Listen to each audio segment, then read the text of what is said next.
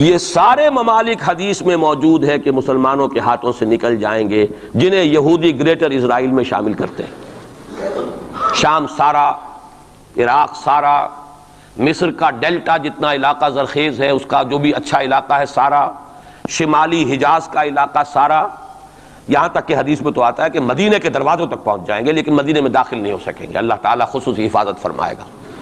لیکن یہ کہ مدینے کے دروازے، اب مدینے سے اوپر کتنا حجاز کا علاقہ ہے، عرب کا، سعودی عرب کا، ترکی کا بھی مشرقی علاقہ جو ہے، یہ سارا موجود ہے، احادیث کے اندر موجود ہے۔ تو یہ بڑی تلخ بھٹی آنے والی ہے۔ یہ کیوں ہے سزا؟ سزا اس لیے ہے کہ ہم نے اسلام سے بے وفائی کی، سیدھی بات ہے۔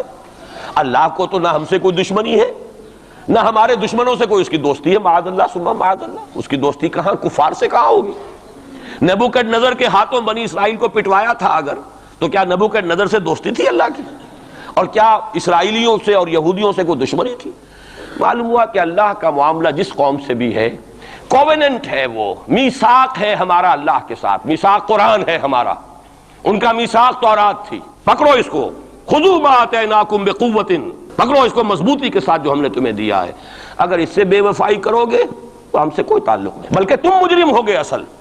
باقی لوگوں کے پاس تو کتاب ہے نہیں، شریعت ہے نہیں، دین ہے نہیں، ان کو تو پہنچانا تمہارے ذمہ تھا، تم تو ان کو کیا پہنچاتے، خود اس سے بے وفائی کر بیٹھے ہو، لہذا ساری دنیا کی گمراہی کی ذمہ داری بھی تمہارے کندھوں پر ہے۔ یہ ہے وہ جرم جس کی بنا پر سزا ملے گی، سزا کے مستحق ہیں ہم، اور ہم میں سب سے بڑھ کر عرب ہیں جن کی مادری زبان عربی ہے، جن کو صرف نحو پڑھنے کی ضرورت نہیں قرآن سمجھنے کے لیے، وہ تو از دل خیزت بر دل ریزت، براہ راست کمیونیکیشن قرآن سے ہو رہی ہے۔